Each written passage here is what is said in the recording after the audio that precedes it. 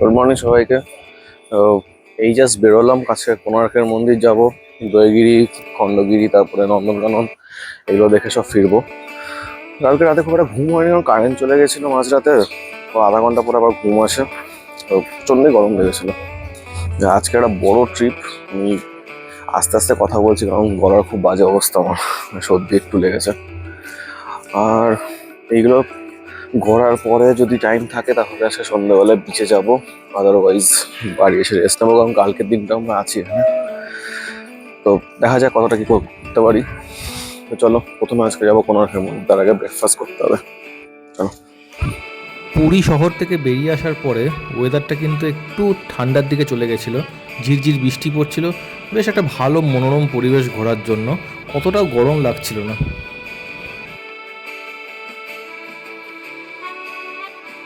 প্রথমে আমরা গেলাম ব্রেকফাস্ট করতে একটা ঢাবাতে, সেই পুরি তরকারি। কিন্তু গতকালের যে পুরি তরকারিটা ছিল, যেটা চিল্কা যাওয়ার আগে আমরা খেয়েছিলাম, ওটার কোয়ালিটি এটা থেকে অনেক বেটার ছিল। আমি ফার্স্ট টাইম দেখলাম পুরি তরকারির সাথে সাম্বার আর নারকোলের চাটনি দিয়েছে, যেটা আমরা ধোসার সাথে জেনারেলি খেয়ে থাকি।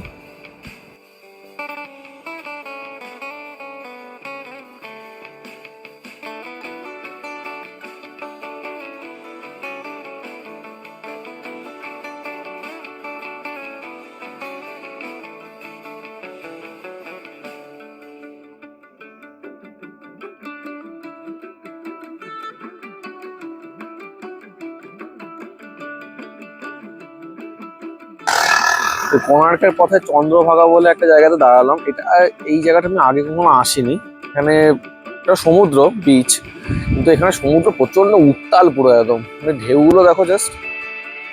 The sea is angry today. কে জানে, হয়তো পোসাইডন পক করে বেরিয়ে আসবে সমুদ্র থেকে।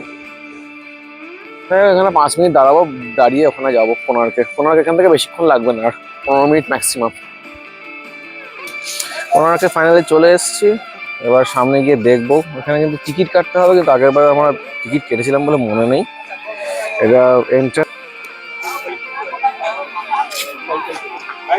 এই গাইড, তারপর ফটোগ্রাফি, সব মাথা খারাপ করে দিচ্ছে। যাই হোক, চলো।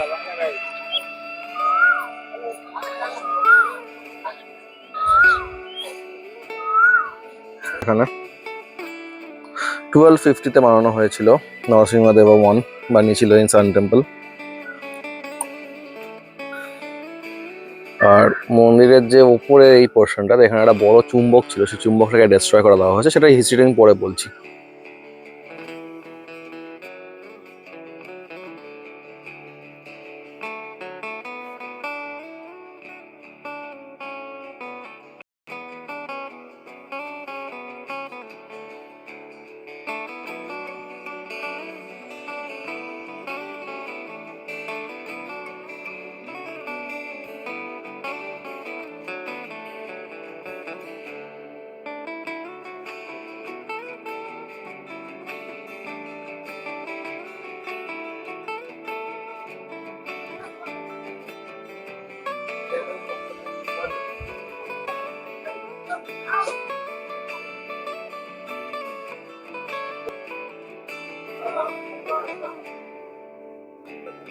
তোমরা যদি ভালো করে দেখো, এই আর্কিটেকচারই কিন্তু পুরীর মন্দিরের গায়েও আছে। এগুলো মোস্টলি হচ্ছে কামাসূত্রার সব গল্পগুলো এরা বলে। আর এখানে রামায়ণ, মহাভারত থেকে শুরু করে পুরাণের গল্প, সব রকমের দেবদেবীও আছে এখানে এই দেওয়ালগুলোতে এনক্রেভ করা। আমি প্রথমবার যখন এসেছিলাম, আমি যতটা বিস্মিত হয়েছি, সেম ভাবে এখনো অতটাই বিস্মিত হচ্ছি এই মন্দিরটা দেখে। কারণ কারুকার্য, মানে 12th সেঞ্চুরিতে ছেনি আর হাতুড়ি দিয়ে যে এত সুন্দরভাবে ডিটেলিংস গুলোকে করেছে, that's outstanding. And totally am fascinated by this. আমি একটু পেছনে চলে এসেছি, মা বাবা তো উপরে উঠে গেছে। তো চলো, ওপরটা ওঠা যাক আগে। মন্দিরের ভেতর তো ঢোকা যাবে না, মন্দিরের ভেতরটা ব্লক করা আছে। তো চলো, ভেতরে যাবো এবার।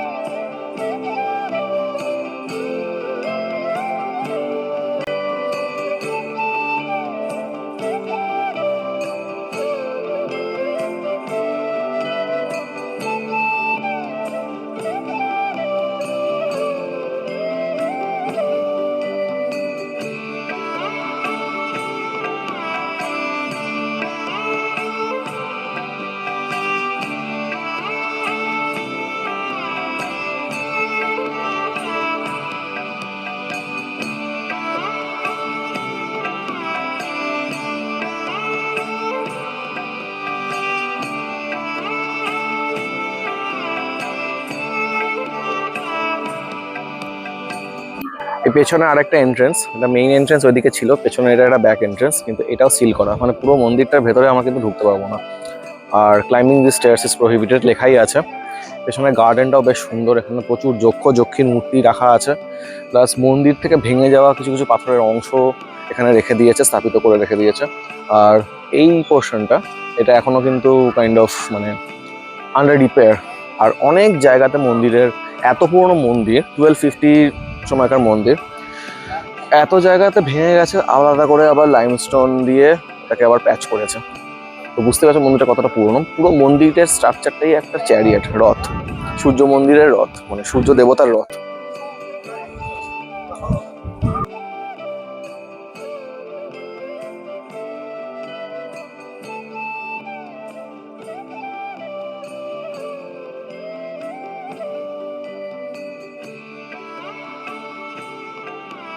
প্রচন্ড ভিড় হয়ে গেছে, এবার বেরোতে হবে। কোণার্কের মন্দির দর্শন শেষ, পুরোটাই ঘুরলাম, প্রচন্ড ভিড় হয়ে গেছে পুরো। গাইডেড ভিড়, এগুলো সব গাইড নিয়ে সবাই আসে এখানে দেখতে। তো চলো এবার আমরা মনে হয় কলিঙ্গ যাব, না হয় উদয়গিরি বা ধবলগিরি। আজকে অনেকটা বড় ট্যুর পুরো। এটা মন্দিরের একদম পেছনে চলে এসেছি, এখানে কোনো এন্ট্রেন্স নেই, কিন্তু এই সিঁড়ি দিয়ে ওঠা যাবে না, এটা মন্দিরের পেছন।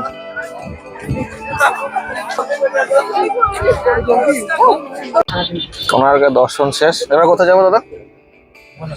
ভুবনেশ্বর যাবো এবার, চলো।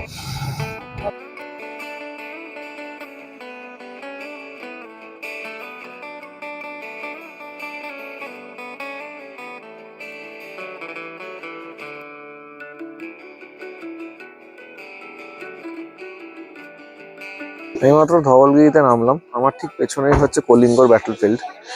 এই জায়গাটাতে দাঁড়িয়ে অশোক কিন্তু অবজার্ভ করতো, প্রত্যেকদিন যুদ্ধ দেখতো, যে কতটা তার যুদ্ধে প্রোগ্রেস হচ্ছে। পুরো এই জায়গা থেকে কলিঙ্গটা দেখা যাচ্ছে, কলিঙ্গর ব্যাটলফিল্ড এখানটাতেই কলিঙ্গ হয়েছিল। আর একটা নদী ছিল, নদীটা আমি আগের বার দেখেছিলাম, এখন জানি না নদীটার কোর্স চেঞ্জ হয়ে গেছে কিনা। ওই দূরে নদীটা দেখা যাচ্ছে, ওই নদীর জল 3 দিন লাল ছিল যুদ্ধর পরে।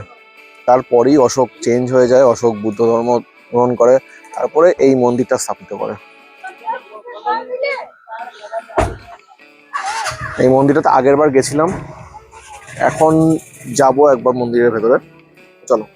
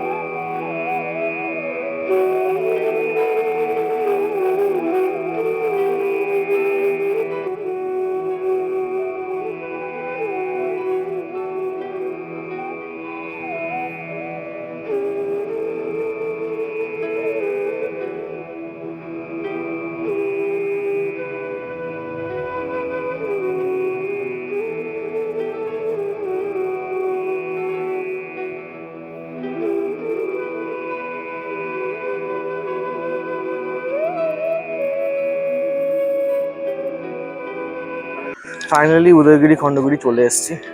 রাস্তার এই পাশে হচ্ছে উদয়গিরি, এটা Khandagiri. So this is Udayagiri, cave system kind of. আর এইটা হচ্ছে খণ্ডগিরি, খণ্ডগিরি মন্দির দেখা যাচ্ছে ওখানে। আগে আমরা উদয়গিরিতে যাব, চলো।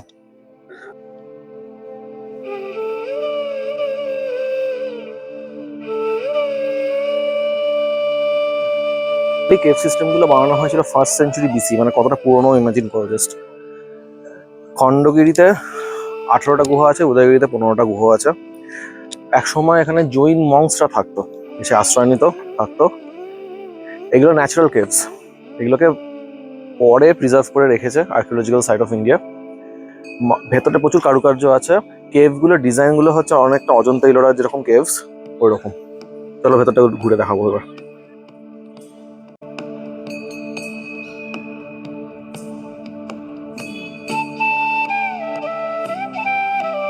হিন্দিতে কেভকে বলে গুম্পা।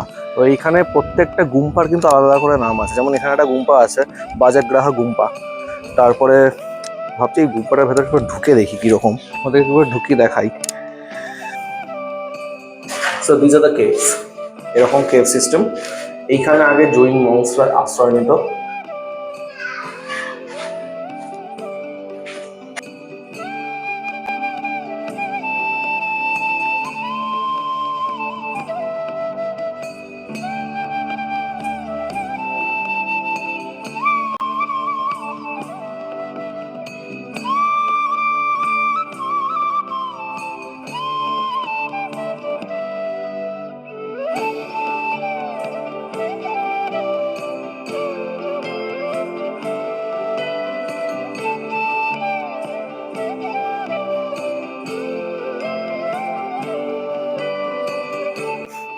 এখন অব্দি ওপরে পৌঁছতে পারিনি, পুরো কতটা এসছি তাও অবস্থা খারাপ। মা বাবা বউ সব উপর চলে গেছে অলরেডি।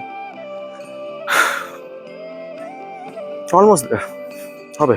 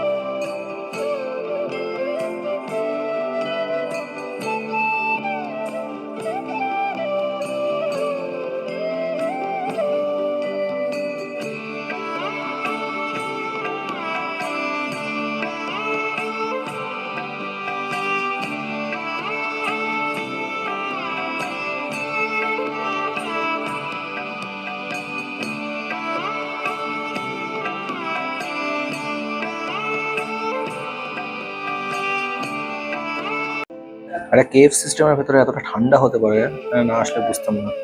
লাস্ট যখন এসেছিলাম প্রচন্ড গরম ছিল, তাও কেভের ভেতরগুলো কিন্তু অস্বাভাবিক ঠান্ডা, মানে ন্যাচারাল এসি যাকে বলে।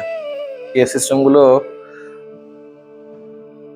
কেভটা থেকে বেরোলেই একটা গরমের ভাব তোমরা পাবে, কিন্তু কেভটার মধ্যে ঢুকলে কিন্তু ওই গরমটা আর নেই। তো অদ্ভুত ম্যাজিক। যাই হোক, এরপরে আমরা নেমে খণ্ডগিরিতে যাব। উদয়গিরি পার শেষ, ওই দিকটাতে আমি যাইনি হনুমানের ভয়। আর হনুমান প্রচন্ড, মানে একটু কি দেখলাম একটা কার ব্যাগ ধরে টানছিল। আর ওদেরকে খেতে দিয়ে দিলে ঠিক আছে, কিন্তু হনুমান বাঁদরের থেকে একটু অ্যাগ্রেসিভ হয়। যাই হোক, চলো খণ্ডগিরি। যাই হোক, আমরা খণ্ডগিরি যাব না, অনেকটা আবার উঠতে হবে। আর ড্রাইভারও ফোন করেছিল, ড্রাইভার ফোন করে বলছে যে নন্দনকাননের দেরি হয়ে যাচ্ছে, কভার করতে পারবো না। নন্দনকাননের যে ট্রিপটা হয় ওটাতে একটু সময় লাগে, সাফারিটা। এর মধ্যে এখন বাজে হচ্ছে 2টো, লাঞ্চ করে আমাদেরকে যেতে হবে। নন্দনকাননটা একটু দূরে আছে। তো চলো, আমি সরি এটা দেখাতে পারলাম না তোমাদেরকে, এক্সট্রিমলি সরি, ক্ষমা চেয়ে নিচ্ছি। বাট নন্দনকাননের একটা ভ্লগ ভালো মতন করছি। Stay tune.